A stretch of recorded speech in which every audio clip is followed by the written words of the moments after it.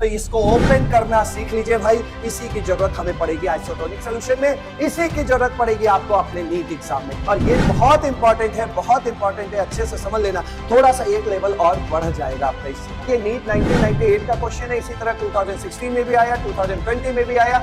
ये isotonic solution का सबसे फेवरेट क्वेश्चन है। यही रेड ब्लड सेल वाला क्वेश्चन आपके एग्जाम में पूछा जाता है, रटी रटाई वैल्यू भी पूछी जाती है। यहाँ तो जरूर नीट 1991 लिखा हुआ है, लेकिन ये रिसेंट ईयर्स में भी इस तरह के क्वेश्चन आपके एग्जाम में देखे गए।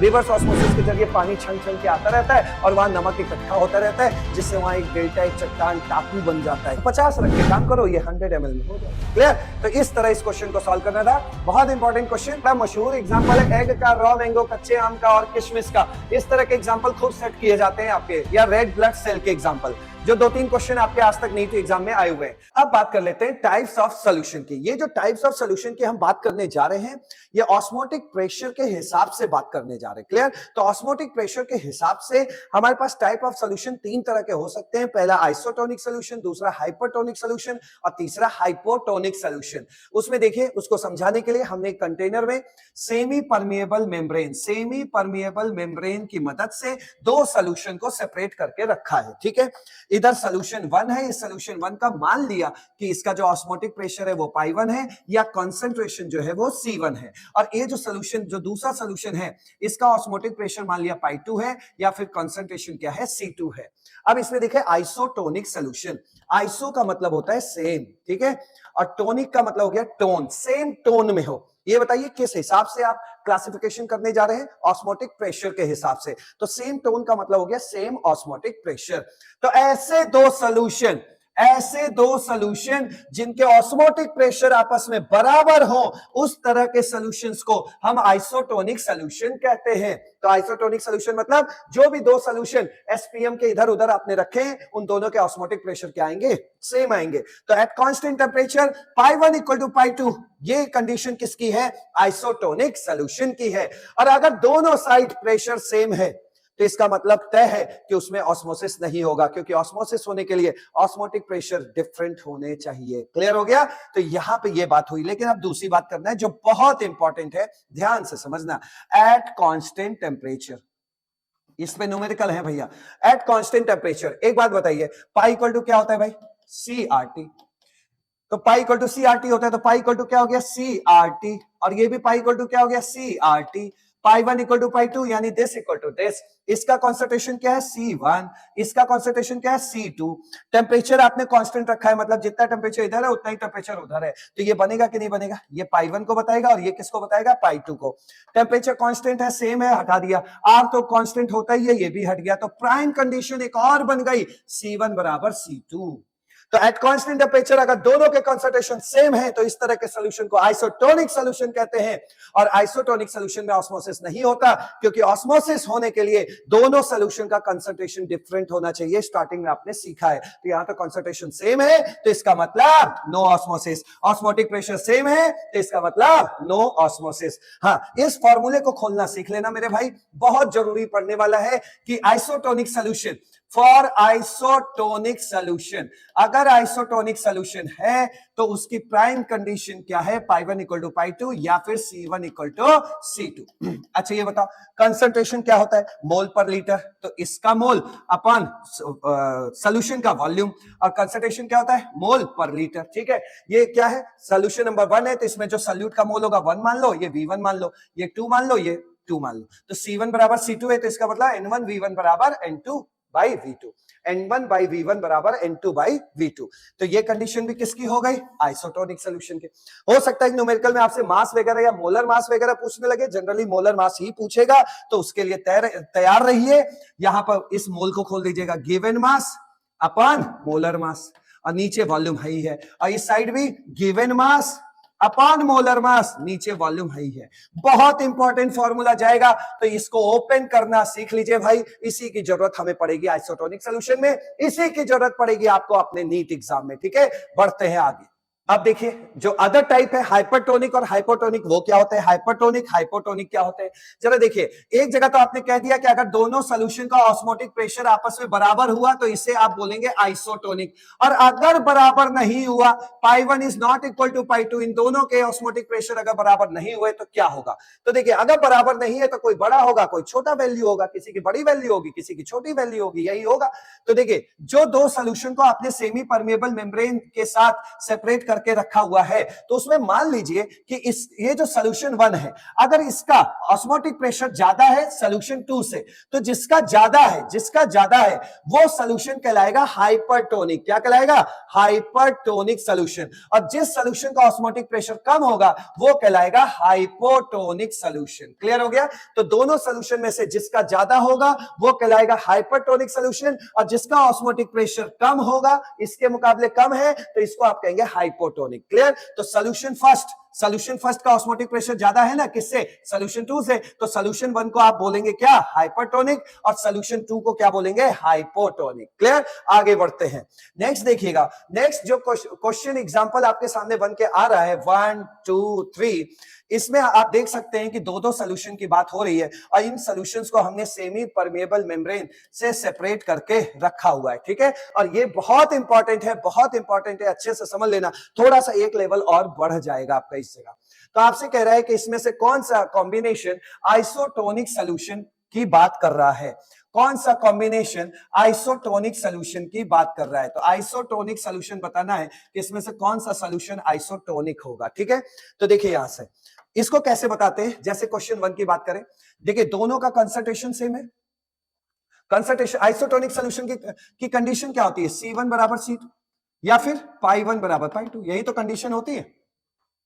दोनों का क्या है? कंसंट्रेशन सेम है। पार्टिकल देखिए, जरा ध्यान से देखिएगा, क्योंकि एकाएक पार्टिकल चेंज हो रहे हैं। ये देखो, ये नॉन इलेक्ट्रोलाइट है, और अगर नॉन इलेक्ट्रोलाइट है तो ये सॉल्यूशन में जाके नंबर ऑफ पार्टिकल्स में टूटते नहीं है, डिसोसिएट नहीं होते। मतलब ये आज एक पार्टिकल है तो सॉल्यूशन पानी के अंदर जाके भी ये एक ही पार्टिकल रहेगा, ये टूटेगा नहीं। और ग्लूकोज भी नॉन इलेक्ट्रोलाइट होता है, इसे भी एक पार्टिकल कहते हैं। ठीक है?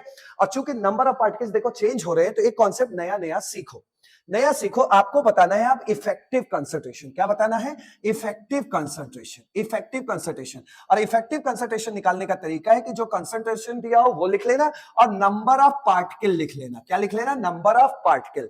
तो जिसका बराबर होगा तब कहना कि कंसंट्रेशन बराबर है। तो यहां पर देखिए, यहां पर क्या हो रहा है? कंसंट्रेशन दिया 1, नंबर ऑफ पार्टिकल दिया 1, तो इफेक्टिव कंसंट्रेशन कितना आया? 1। यहां देखो कंसंट्रेशन दिया है 1, नंबर ऑफ पार्टिकल वाटर या किसी में भी घोलोगे तो एक ही पार्टिकल में रहेगा, नंबर ऑफ पार्टिकल 1, तो इसका इफेक्टिव कंसंट्रेशन क्या है? 1। अब इफेक्टिव कंसंट्रेशन को बोलो कंसंट्रेशन, तो दोनों के कंसंट्रेशन बराबर हैं कि नहीं? अगर दोनों के कंसंट्रेशन बराबर हैं तो ये आइसोटोनिक है। क्या है ये? आइसोटोनिक सॉल्यूशन हो गया। क्लियर? अब देखिए नेक्स्ट क्वेश्चन देखिए, ये है इलेक्ट्रोलाइट मतलब आयनिक कंपाउंड। जब इनको आप पानी में डिसॉल्व करेंगे तो ये नंबर ऑफ पार्टिकल में टूटेंगे। तो नंबर ऑफ पार्टिकल टूटेंगे कितने? एक Na प्लस एक Cl माइनस, मतलब दो पार्टिकल में। तो यहां पे देखो कंसंट्रेशन कितना है? 1 रखा। ठीक है? नंबर ऑफ पार्टिकल कितना है? 2। तो इसका इफेक्टिव कंसंट्रेशन कितना है? 2। कंसंट्रेशन रखना, नंबर ऑफ पार्टिकल रखना, तो ये क्या बता देगा? Effective concentration. यहां देखो नंबर ऑफ पार्टिकल कितना है? 2, और कंसंट्रेशन कितना है? 1। तो ये किया, तो इफेक्टिव कंसंट्रेशन क्या हुआ? 2। तो दोनों के इफेक्टिव कंसंट्रेशन क्या होने चाहिए? बराबर। इसको सीखोगे तो ज्यादा अच्छा है ना। काय के लिए नंबर ऑफ पार्टिकल का रटोगे भाई? एक तरीके से सीखो इफेक्टिव कंसंट्रेशन। पार्टिकल टूट रहा होगा तो उसकी भी संख्या ले लेंगे। ठीक है? नहीं टूट रहा होगा तो कोई बात नहीं। ठीक? तो यहां देखो दोनों का इफेक्टिव कंसंट्रेशन क्या है? सेम। तो इफेक्टिव कंसंट्रेशन अगर सेम तो वो है आइसोटोनिक। क्या है? आइसोटोनिक। इधर देखो कंसंट्रेशन कितना दिया? 1। नंबर ऑफ पार्टिकल एक Na एक Cl, तो नंबर ऑफ पार्टिकल कितना हुआ? 2। तो इसका इफेक्टिव कंसंट्रेशन कितना आया? 2। यहां देखो कंसंट्रेशन दिया 1, और नंबर ऑफ पार्टिकल 2H और एक सल्फेट 3, तो नंबर ऑफ पार्टिकल क्या है? 3। तो यहां का इफेक्टिव कंसंट्रेशन क्या हुआ? 3। और दोनों का इफेक्टिव कंसंट्रेशन, इसका इफेक्टिव कंसंट्रेशन और उसका इफेक्टिव कंसंट्रेशन आपस में इक्वल नहीं है। इसका 2 आ रहा है और इसका 3 आ रहा है। तो जब कंसंट्रेशन ही सेम नहीं है, इफेक्टिव कंसंट्रेशन का मतलब कंसंट्रेशन सेम नहीं है, तो ये फिर नॉट आइसोटोनिक, ये आइसोटोनिक की पहचान नहीं है। तो समझ गए? तो जब भी नंबर ऑफ पार्टिकल बदलने लगे ना, तो आप कंसंट्रेशन की जगह अब आज के टाइम से इफेक्टिव कंसंट्रेशन लेके आगे बढ़ो। ठीक है? तो इफेक्टिव कंसंट्रेशन में दो चीजें आएंगी, एक तो आपका नॉर्मल वाला कंसंट्रेशन, ये जो आगे लिखा रहता है, और फिर नंबर ऑफ पार्टिकल लेके चलना। कोई क्वेश्चन आपका गलत नहीं होगा। आगे बढ़ते हैं। अब देखो ये जो एग्जांपल नंबर 6 आपके सामने रखा गया है, ये नीट 1998 का क्वेश्चन है, इसी तरह 2016 में भी आया, 2020 में भी आया। ये आइसोटोनिक सॉल्यूशन का सबसे फेवरेट क्वेश्चन है और इसको आप 10 सेकंड में कैसे करेंगे वो देखिए, लेकिन पहले क्वेश्चन तो पढ़िए। A 5% solution of cane sugar is isotonic with a 1% solution of substance X, the molecular weight of X. यहां पे कह रहा है कि केन शुगर का सॉल्यूशन किसी अननोन सॉल्यूट वाले सॉल्यूशन के साथ आइसोटोनिक है, तो ये जो अननोन सॉल्यूट आपने मिलाया है दूसरे सॉल्यूशन में, उसका मोलर मास क्या होगा। तो देखो इस तरह के क्वेश्चंस को अभी कैसे करना है वो तो बताएंगे, लेकिन जल्दी कैसे करना है वो देखिए। अगर परसेंटेज वाला क्वेश्चन दे, दोनों के परसेंटेज टाइप से दिया है, तो इसका 5 रखना, मोलर मास से डिवाइड मारना, 342 ये हो गया, इक्वल टू लगाना, इसके परसेंटेज के आगे क्या 1, ये 1 रखना और ये आ गया molar mass of x. Clear हो गया। इधर हमने 5 रखा है केन शुगर का, तो केन शुगर के मोलर मास से डिवाइड कर देना, और उधर हमने रखा है 1, तो 1 के मोलर मास से डिवाइड कर देना जो आपसे पूछा गया है। और इसको सॉल्व करोगे तो आ जाएगा आपका लगभग 342/5, तो ये लगभग ये आ जाएगा 68.4। अरे सर ये कैसे हो गया 10 ही सेकंड में सॉल्व? आइए उसी को समझा दे रहे, लेकिन तेजी आपको यहीं पर लौट के आना है, तेजी से आपको ऐसे ही करना है। फटाफट समझिए, इसको अब रफ कर रहे हैं, इसी पे पहुंचना है और एग्जाम में ऐसे ही कर देना जल्दी से, ठीक है। अब ऐसा क्यों हुआ वो मैं आपको फटाफट बता दे रहा हूं। देखिए जब भी दो सोल्यूशन दे तो एक तरफ लिख लेना केन शुगर, जो भी सोल्यूशन का नाम दिया है केन शुगर, और दूसरी तरफ लिख लेना जो अननोन सोल्यूशन दिया है एक्स वाले का, तो एक्स सोल्यूशन लिख लेना, ठीक। ये दोनों आपने इस तरह आर पार लिख लेना है। अब देखिए ये दोनों सोल्यूशन क्या है, एक दूसरे के साथ क्या है, आइसोटोनिक है, तो इनका क्या होगा, π1 बराबर π2, इसका ऑस्मोटिक प्रेशर उसके ऑस्मोटिक प्रेशर के बराबर होगा। π1 बराबर आप भी जानते क्या हो गया, एक कंडीशन ये C1 equal to C2 concentration के टर्म में। C1 को खोलोगे तो देखो क्या आया, मोल पर लीटर, मोल पर लीटर, और इधर भी क्या आएगा, मोल पर लीटर। क्लियर। अब देखिए मोल कैसे निकालते हैं, given mass upon molar mass upon volume in litre. ये क्या हो गया, given mass upon molar mass volume in litre. इधर की बातें हो रही केन शुगर की, इधर की बातें हो रही वो एक्स सोल्यूशन अननोन सोल्यूशन की।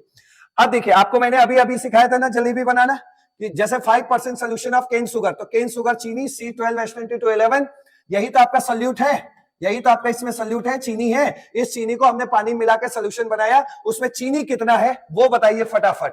तो यहां पर करेंगे ऐसे 5, फिर उठाएंगे केन शुगर को और तुरंत लिख देंगे क्या, 5 ग्राम केन शुगर इन, अब परसेंटेज का मामला है ना, तो किस में बोलोगे, 100 ml में, 100 ml सोल्यूशन में। क्लियर हो गया। लेकिन आप भी जान रहे हैं यहाँ पे वॉल्यूम किस में चाहिए, लीटर में, लीटर में चाहिए, तो इसका मतलब आप क्या बोल सकते हैं, 0.1 लीटर। अब दूसरे वाले पे अटैक करिए, 1%, यानी कि यहां से आपको उठाना है 1 और यहां से उठाना है वो अननोन सोल्यूट, तो इसको कैसे लिखोगे, 1 gram unknown solute x present in percentage का है तो 100 ml सोल्यूशन, इस तरह होगा 100 ml सोल्यूशन, ठीक है। जब कभी भी आपको इस लिक्विड सोल्यूशन चैप्टर, देखिए सोल्यूशन चैप्टर है यानी लिक्विड की बात हो रही है, लिक्विड की बात हो रही है, और आपको परसेंटेज के आगे इस तरह लिख के ना दे, जैसे 5% W/V, तो आपको समझ लेना है, जैसे यहां देखिए 5% डायरेक्ट लिखा है, W/V नहीं लिखा है, तो आपको समझ लेना है कि ये 5% W/V है, और इसका मतलब क्या होगा, 5 ग्राम वो सोल्यूट डिसॉल्व है किसमें, 100 ml सोल्यूशन में, और 100 ml सोल्यूशन का मतलब क्या हो गया, 0.1 लीटर। अब आप साफ साफ देख सकते हो मेरे भाई, दोनों का वॉल्यूम सेम है, दोनों का वॉल्यूम सेम है, तो काटो यार, इसको काट दिया। आप देखो खुद क्या बचा, गिवन मास कितना, सब निकाल के रखे हो, 5 अपॉन मोलर मास 342, उधर गिवन मास कितना दिया, मास 1 ग्राम, अपॉन इसका मोलर मास आपको निकालना है, यही तो मैं आपको ले गया था सीधे, तो ऐसे काम करना है, परसेंटेज वाले में सीधा यहां पहुंचना है, बहुत आसान है। देखो 5 मोलर मास, 1 उसका मोलर मास, बस इस तरह 10 सेकंड में क्वेश्चन सॉल्व हो जाएगा, ठीक है। तो ये हो गया MB, इसको सॉल्व करोगे तो आएगा 68.4 के आसपास, इतने, तो ये हो गया ए ऑप्शन। क्लियर। आइए नेक्स्ट क्वेश्चन देखते हैं। नेक्स्ट क्वेश्चन देखो जो नीट 2006 में आया, इसमें देखो थोड़ा सा वॉल्यूम में अंतर दिया है, इसलिए क्वेश्चन ये एग्जांपल नहीं, ये क्वेश्चन बना के रखा गया है। 40 क्वेश्चन के सीरीज में ये क्वेश्चन नंबर 26 है आपके सामने। देखिए क्या कह रहा है, अ सॉल्यूशन कंटेनिंग 10 ग्राम पर डीएम क्यूब, कुछ स्टूडेंट तो डीएम क्यूब देख के ही डर जाते हैं, तो डरिए मत, बहुत आसान है ये। अ सॉल्यूशन कंटेनिंग 10 ग्राम पर DM cube of urea is isotonic with 5% solution of non-volatile solute, the molecular mass of unknown solute, मतलब नॉन वोलेटाइल सोल्यूट दिया, उसका मोलर मास आपसे पूछ रहा है, वो अननोन है, वो पता ही नहीं है, पता होता तो बता नहीं देते इसका इतना मोलर मास होगा, तो ये अननोन बोलते रहिए। एक बात को समझिए, सबसे पहले आइसोटोनिक का मिला, जो सिखाया वही काम करना। क्या करोगे, एक तरफ लिख लो यूरिया सोल्यूशन और एक तरफ लिख लेना ये अननोन वाला। तो क्या लिखते हैं इसके लिए, नॉन वोलेटाइल सोल्यूट या अननोन सोल्यूशन लिख देते हैं। चलिए अननोन सोल्यूशन के लिए, ठीक है, अननोन सोल्यूशन। अगर ये दोनों सोल्यूशन एक दूसरे के साथ आइसोटोनिक है तो क्या होगा, पाई 1 बराबर पाई 2 या C1 बराबर C2। C1 क्या होता है, साफ साफ बोलो, मोल पर लीटर। ये भी क्या होता है, मोल पर लीटर। आइए खोज में निकलते हैं। यहां देखिए, अ सॉल्यूशन कंटेनिंग 10 ग्राम पर डीएम क्यूब। बड़े आराम से देखना, बहुत इजी क्वेश्चन है, लेकिन कॉम्प्लिकेटेड बना दोगे तो आपके लिए टफ हो जाएगा। 10 ग्राम पर डीएम क्यूब, देखो साफ साफ 10 ग्राम, नीचे लिखा इस तरह डीएम क्यूब। आपको पता है ना कि डीएम क्यूब कुछ और नहीं लीटर ही होता है, तो इसका मतलब हुआ 10 ग्राम पर लीटर हुआ। 10 ग्राम पर लीटर का मतलब देखो क्या हुआ, 10 ग्राम पर 1000 ml, इतना आ गया, 10 ग्राम पर 1000 ml। अच्छा ये बताओ, अगर गिवन मास में इसके मोलर मास से डिवाइड मार दें, गिवन मास में इसके मोलर मास से डिवाइड मार दें, तो ये मोल पर 1000 ml हो गया कि नहीं, बताओ बताओ बताओ। ये क्या हो गया भाई, ये मोल हो गया, और 1000 ml का मतलब ही क्या होता है, लीटर। तो मोल पर लीटर यानी कंसंट्रेशन पहुंच गया ना, तो इसको हम डायरेक्ट लिख लेते हैं भाई। क्या हो गया, ये देखो, ये आपका हो गया C1। C1 क्या हो गया, मोल पर लीटर। इस मोल पर लीटर की पूरी वैल्यू वो है, तो लिखा हमने 10/60 अपॉन 1000 ml, हो गया 1000 ml में। ठीक, अब चलते हैं C2 की बात करते हैं। C2 क्या बोला, देखो कितने आसानी से हो गया या नहीं, तो ज्यादा दिमाग नहीं लगाना है। अब C2 की बात करो, C2 की बात करोगे तो देखो क्या है, 5% ये उठाया, नॉन वोलेटाइल सॉल्यूट उठाया, तो कैसे लिखोगे, given mass upon molar mass, molar mass कुछ भी मान लो, x मान लेते हैं, अपॉन वॉल्यूम। तो देखिए इसका मतलब क्या हुआ, 5 ग्राम इन 100 ml, 5 ग्राम इन 100 ml, तो 5 ग्राम इन 100 ml, लेकिन यहां तो होता है मोल पर लीटर मतलब 1000 ml में कितना। तो आपको पता है अगर 100 ml में 5 ग्राम है, तो ये बताइए 1000 ml में क्या होगा। तो जिस तरह इधर एक जीरो बढ़ाए होते, इस तरह इधर भी एक जीरो बढ़ा लो, हो गया। तो 1 लीटर में आपको पता लग गया 50 ग्राम है। तो देखो गिवन मास ऐसे कर दे, 50 कर दे, given mass by molar mass upon 1000 ml, आ गया ना, आ गया ना। तो यही ऐसे काटा, आंसर आपके सामने है। तो ये क्या हो जाएगा, देखो 10/60 बराबर 50/mx।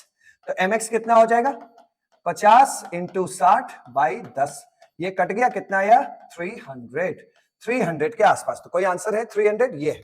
आप बात को समझिए अच्छे से, मोल पर लीटर मतलब 1 लीटर में मोल रखना है, 1 लीटर में मोल रखना है। तो अगर आप यहाँ 5/100 ये जैसे 5 रख के मोलर मास रख के अगर यहाँ पे 100 ml रखोगे तो वो 1 लीटर में थोड़ी है।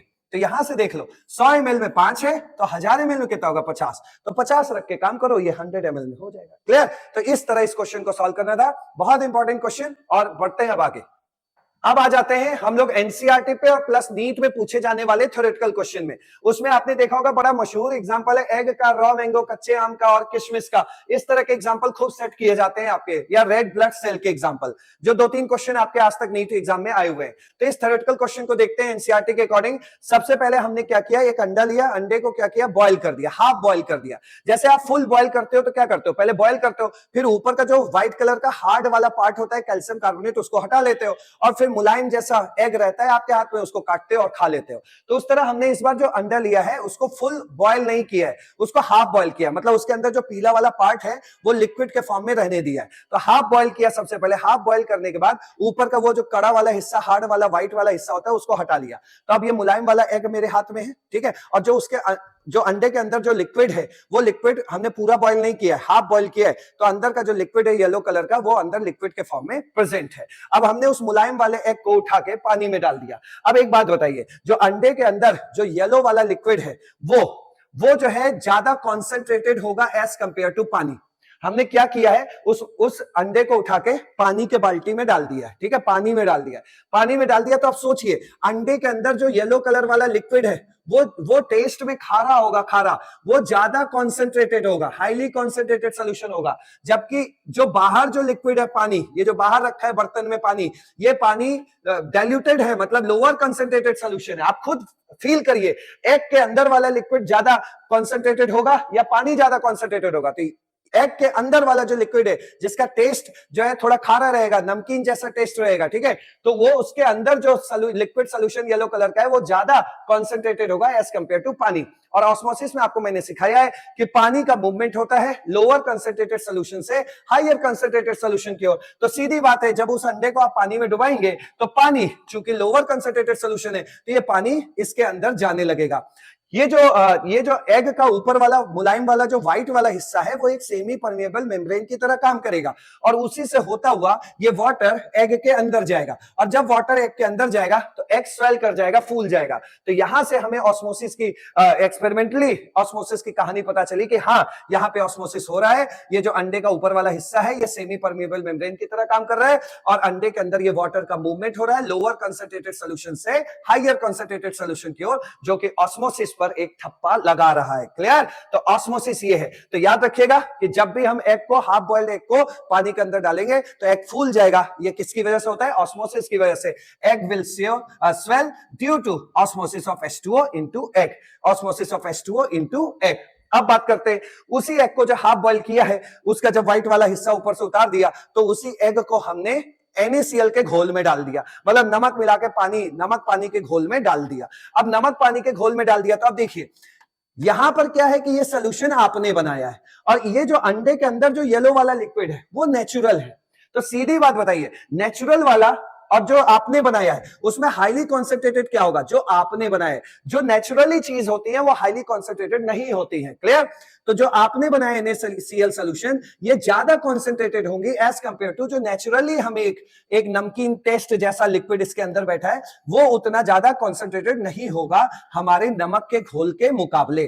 तो अब क्या हुआ? लोअर कंसेंट्रेटेड सोल्यूशन वाला लिक्विड है एग के अंदर और जो बाहर जो बाल्टी में हमने जो घोल बना के रखा है वो है हायर कंसेंट्रेटेड वाला सोल्यूशन। और हमने क्या सीखा है? हमने तो भैया यही सीखा है कि लोअर कंसेंट्रेटेड सोल्यूशन से हायर कंसेंट्रेटेड सोल्यूशन की ओर पानी का मूवमेंट, इसे हम ऑस्मोसिस कहते हैं। तो जब एग के अंदर से सारा पानी बाहर आ गया तो एग तो सिकुड़ जाएगा ना और ये श्रिंक कर गया। तो इसीलिए कहा जाता है कि egg will shrink due to osmosis of H2O out of the egg. क्यों? क्योंकि यहां का जो अंदर का वाटर होगा वो लोअर कंसेंट्रेटेड सोल्यूशन से हायर कंसेंट्रेटेड सोल्यूशन मतलब बाहर आने लगेगा। बाहर आएगा तो अंडा क्या होगा? श्रिंक कर जाएगा। तो ये सिखाता है हमें कि हाँ वाकई में ये देखो ऑस्मोसिस हो रहा है। अब बढ़ते हैं आगे। अब देखो यहाँ पे रेड ब्लड सेल वाले जो क्वेश्चंस पूछे गए उसको हमें कैसे करना है। रेड ब्लड सेल, आप लोग तो बायोलॉजी वाले हैं तो ज्यादा जानते हैं। Osmotic pressure fluid inside the blood cell, हमारे जो ब्लड सेल के अंदर जो रेड ब्लड सेल आप जिसे कहते हैं उसका ऑस्मोटिक प्रेशर और ये जो NaCl का घोल हम बनाते हैं, NaCl का कितना नमक मिला के जो घोल बना रहे हैं वो, अगर आप 0.9% W/V, इसका मतलब 0.9 ग्राम नमक इन 100 ml से जो आपने सोल्यूशन बनाया है, इससे बने हुए सोल्यूशन का और जो आपके ब्लड सेल के अंदर जो लिक्विड है उसका ऑस्मोटिक प्रेशर, मतलब ब्लड सेल के अंदर का ऑस्मोटिक प्रेशर और इस सोल्यूशन का, इस कंपोजिशन में बने हुए सोल्यूशन का ऑस्मोटिक प्रेशर आपस में क्या होते हैं? बराबर होते हैं। अब एक बात बताओ, अगर हमने किसी का ऑस्मोटिक प्रेशर ज्यादा कर दिया तो ऑस्मोसिस होने लगेगा। अभी दोनों का ऑस्मोटिक प्रेशर बराबर है तो भैया ना इधर का वाटर उधर जाएगा ना उधर का वाटर इधर आएगा। ये तो कंफर्म हो गया। तो ये आपको याद रखना है, टिक मारने के लिए आपके एग्जाम में आया हुआ था। तो हमारे ब्लड सेल के अंदर जो फ्लूइड है उसका osmotic pressure 0.9% W/V NaCl solution से बने हुए सोल्यूशन के ऑस्मोटिक प्रेशर के बराबर होता है। अब अगर आपने इधर ज्यादा कम कर दिया इसके मुकाबले तो बवाल होगा, वो बवाल देखिए। यही रेड ब्लड सेल वाला क्वेश्चन आपके एग्जाम में पूछा जाता है, रटी रटाई वैल्यू भी पूछी जाती है और ये सब कंडीशन भी पूछा जाता है। तो जरा अच्छे से देख लेना भाई। अभी आपको मैं बता चुका हूं कि रेड ब्लड सेल, जो ब्लड सेल के अंदर जो लिक्विड है, जो सोल्यूशन है, वो रेड ब्लड सेल के अंदर जो सोल्यूशन है वो आइसोटोनिक होता है NaCl सोल्यूशन के साथ। जब वो NaCl सोल्यूशन 0.9% W/V के कंपोजिशन में बनाया जाए। अब एक बात बताइए, अभी इस समय इन दोनों का ऑस्मोटिक प्रेशर क्या है? सेम है। यही तो अभी बोल करके आए हो। ये देखो, इन दोनों का ऑस्मोटिक प्रेशर इस कंडीशन में सेम है। ठीक, तो ऑस्मोटिक प्रेशर अगर सेम है मतलब π1 बराबर π2 है तो डेफिनेटली इस टाइम पर इनके कॉन्सेंट्रेशन C1 बराबर C2 होगा। तो यानी कि दोनों के कंसंट्रेशन इस समय सेम है। अब मैं अगर आपसे बोलूं कि आप NaCl का जो घोल बना रहे हो वो 5% W/V के कंपोजिशन में बनाओ।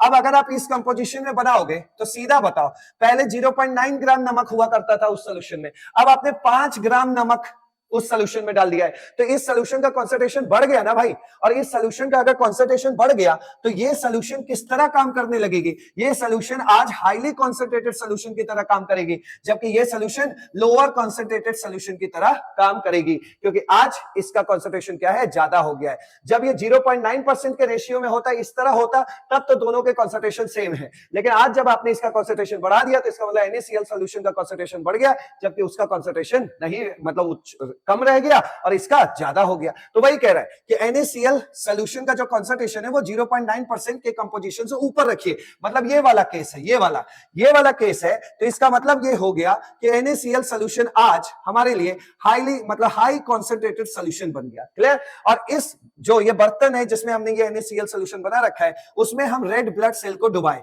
जैसे ही डुबाए तो हमें पता चल गया कि जिसमें हम डूबने जा रहे हैं वो हाईली कंसंट्रेटेड सॉल्यूशन है, और मैं खुद आज उसके मुकाबले लोअर कंसंट्रेटेड सॉल्यूशन बन गया हूं। और ऑस्मोसिस में होता क्या है, लो कंसंट्रेटेड सॉल्यूशन से हाईली कंसंट्रेटेड सॉल्यूशन की ओर वाटर का मूवमेंट। इसका मतलब यह हुआ कि ब्लड सेल के अंदर जो सॉल्यूशन है उस सॉल्यूशन से वाटर H2O बाहर आने लगा। तो ब्लड सेल के अंदर से जब H2O बाहर आ जाएगा तो वो ब्लड सेल सिकुड़ जाएगा, श्रिंक हो जाएगा। तो इन this case water will flow out from the red blood cell and red blood cell will shrink. Clear? चलिए अब दूसरा केस देखिए। दूसरे केस में कह रहा है कि इससे भी कम रखो, इसका ये जो कंसंट्रेशन है दोनों का, इससे इसका कम कर दो, इसको कम कर दो, इसको कम कर दिया।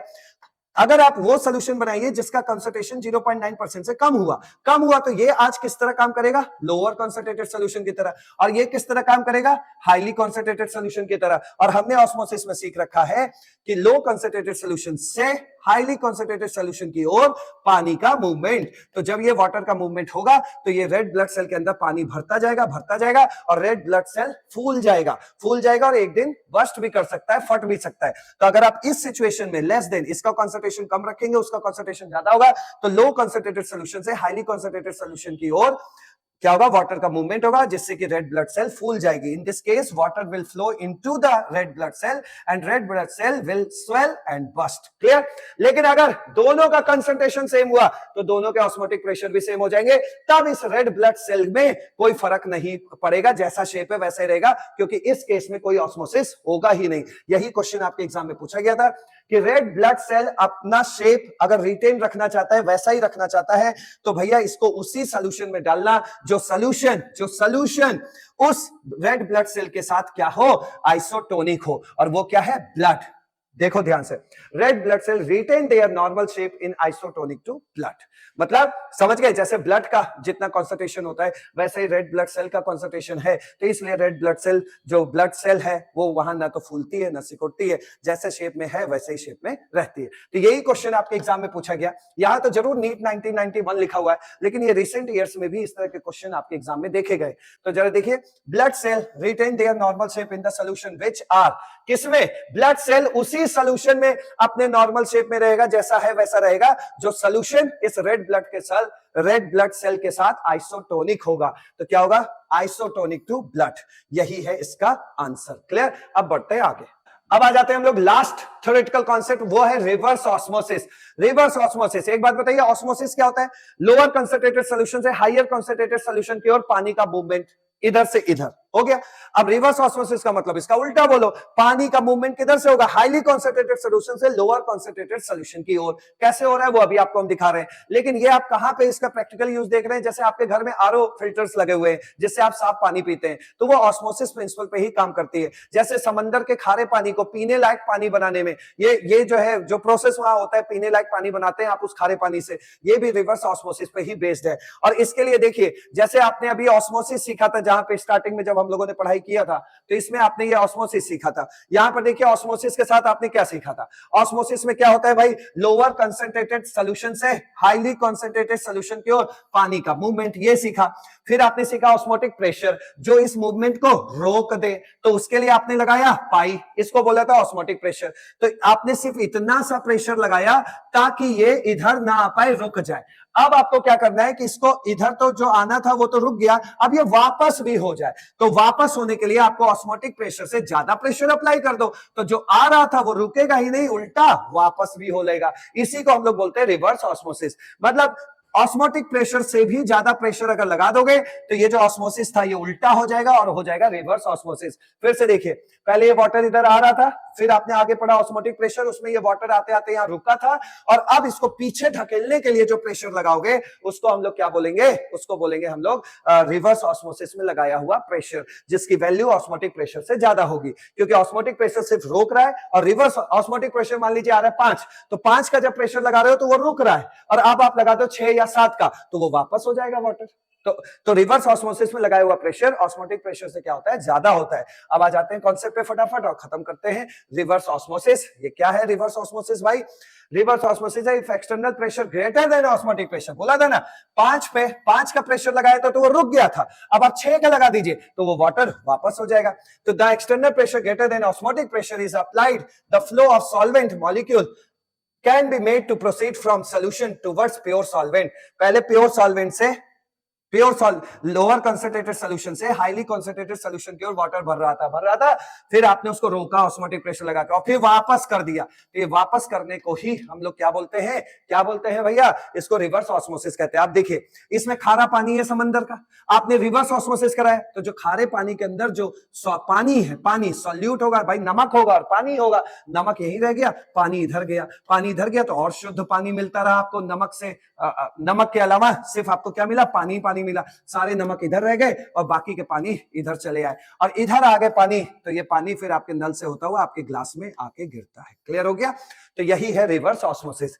अब देखिए समंदर में डेल्टा बन जाता है, मतलब एक चट्टान बन जाता है। ये जब सरफेस केमिस्ट्री में उसमें क्वेश्चन पूछा जाता है, तो ये जो चट्टान बन जाते हैं, डेल्टा बन जाता है, ये सब इसी वजह से होता है। रिवर्स ऑस्मोसिस के जरिए पानी छन के आता रहता है और वहां नमक इकट्ठा होता रहता है, जिससे वहां एक डेल्टा, एक चट्टान, टापू बन जाता है। क्लियर? तो वो भी रिवर्स ऑस्मोसिस की वजह से ही होता है। ठीक, अब देखो इसमें क्या है, pure water can be obtain from sea water. नमक वाले पानी से हम साफ पानी कैसे पिएंगे, बनाएंगे, तो वो है रिवर्स ऑस्मोसिस। क्लियर हुआ?